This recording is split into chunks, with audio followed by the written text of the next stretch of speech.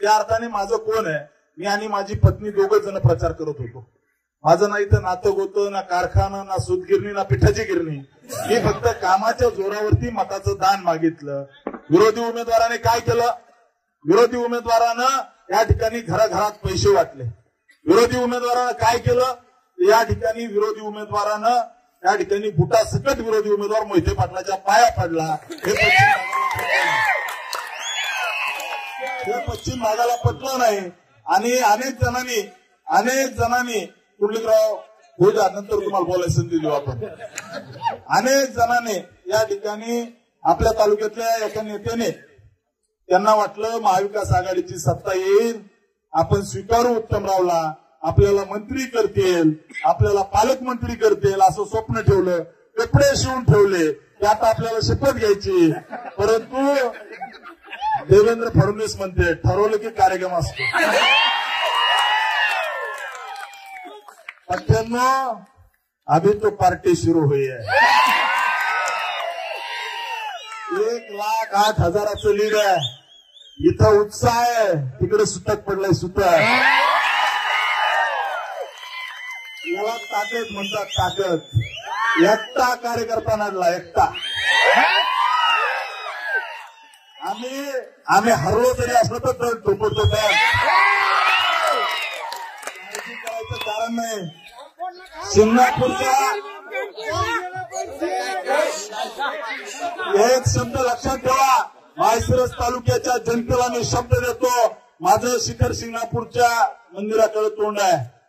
या ठिकाणी महादेवाची शपथ घेऊन सांगतो, माळशिरस तालुक्याला मी कधी एकटं पडू देणार नाही.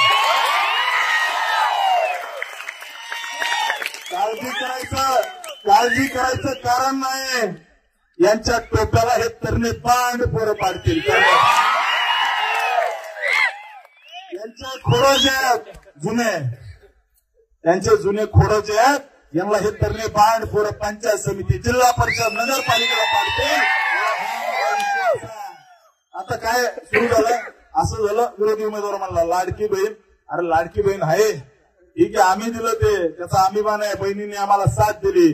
परंतु सगळ्यात महत्वाची गोष्ट आहे, भैया मला काल तुम्ही म्हणले असं म्हणू नका, सुजय भैया म्हणले, पण घरादारा सकट सगळे बाहेर पडले तरी पट्ट्याने 1,08,000 मतं घेतली. सहन केलं भैया. मागच्या 5 वर्षामध्ये मी फार सहन केलं. माझा तो स्वभाव नाही, मी लढणारा कार्यकर्ता आहे. विरोधी उमेदवाराला सांगतो आणि जे कुणी असतील त्यांना सगळ्यांना सांगतो, कार्यकर्त्याच्या केसाला धक्का लागला ना तर हा कार्यकर्त्याच्या केसाला धक्का लागला तर मी महादेवाची शपथ घेऊन सांगतो की त्या ठिकाणी तांडव केल्याशिवाय राहणार नाही.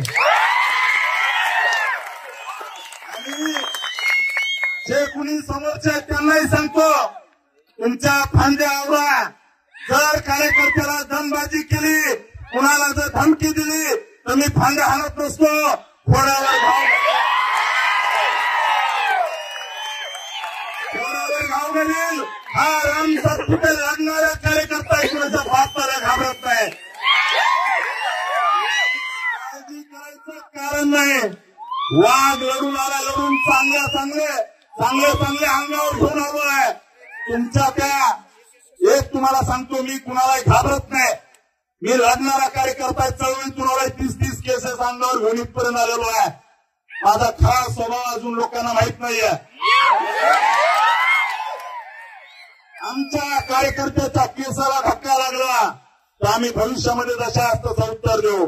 आमच्या कार्यकर्त्याचं जर रक्त सांगलं तर तुम्हाला मी सांगतो की सरकारची काय ताकद असली ती दाखवून देऊ. झाला मित्रांनो, आपल्याला 100% पूर्ण ताकदीने लढायचं आहे. भारतीय जनता पार्टीने या शंकर कारखान्याला 113 कोटी रुपये दिले. हे मला म्हणतात, हे मला काय म्हणले की राम सातपुतेला रात्रीत आमदार केला, याला 10 मिनिटांमध्ये विधान परिषद भाजपने दिली. रात्रीत आमदार केला म्हणले, यांना विधान परिषद 10 मिनिटात आमच्या ह्या भारतीय जनता पार्टीनं दिली. हा सहन केला, यापुढे हे सहन करणार नाही. यापुढे सहन करणार नाही। तुम्ही ज्या भाषेत समजाल, तुम्हाला जी भाषा समजते त्या भाषेत हा नरेंद्र मोदी, अमित शहा आणि देवेंद्र फडणवीसचा पठ्या तुम्हाला उत्तर दिल्याशिवाय राहणार नाही। मित्रांनो, मला वाटतं मी का लढू शकलो, आमचा कळमनुरीचा कार्यकर्ता संतोष शिरतोडे त्याला आदल्या दिवशी शिव्या दिल्या, पठ्याने स्वतःच्या धर्मपत्नीला बूथ वरती उभा केलं आणि हा गावामध्ये मत गोळा करत होता। ती प्रेरणा आमची आहे, ती प्रेरणा आमची आहे। मित्रांनो, या ठिकाणी मी तुम्हाला स्पष्ट सांगतो की आता काही लोक म्हणतील आपला अजित मिळत होता, ते म्हणतील आम्ही मदत केली, हे केली, ते केली, तालुक्याने बघितलंय, सगळ्यांनी घरादारासकट प्रचार केला, पठ्याने तरी 1,08,000 घेतले, अजिबात नाही। मी या ठिकाणी स्पष्ट सांगतो, ही निवडणूक पूर्ण ताकदीने फक्त भारतीय जनता पार्टी आणि महायुतीच्या कार्यकर्त्याच्या जोरावर लढलो। आपल्याला अदृश्य शक्ती म्हणजे इथली जनता जी सायलंट होती, बोलू शकत नव्हती, त्यांच्या जीवावरती आपण ही मतं घेतल्यात, दुसरी कोणती अदृश्य शक्ती नव्हती। या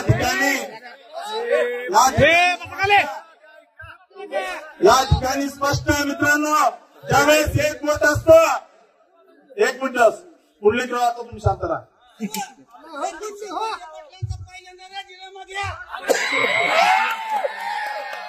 राजीनामा घ्यायचा नसतो, द्यायचा असतो,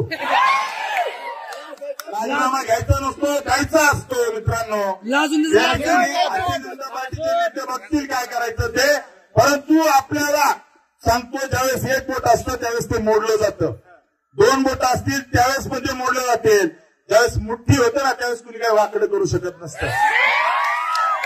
काळजी करायचं कारण नाही। काही लोकांना वाटलं राम सातपुते निवडणुकीत हारला, म्हणजे सुजय भैयाने सांगितलं राम सातपुते निवडणुकीत हारला, तर भैयांना वाटलं होतं की इथं एक शोकाकुल वातावरण असेल, एकदम निगेटिव्हिटी असेल किंवा शोकसभेसारखं असेल वगैरे असं, परंतु भैया मी चळवळीतला कार्यकर्ता आहे, लढणारा कार्यकर्ता आहे, हरणारा नाही, त्यामुळे काळजी करायचं कारण नाही। काही जणांना वाटतंय निवडणुकीत आप्पासाहेब फार वापरलं त्यांनी की पडला की निघून जाईल, हे करेल ते करेल, सारखं सांगत होते।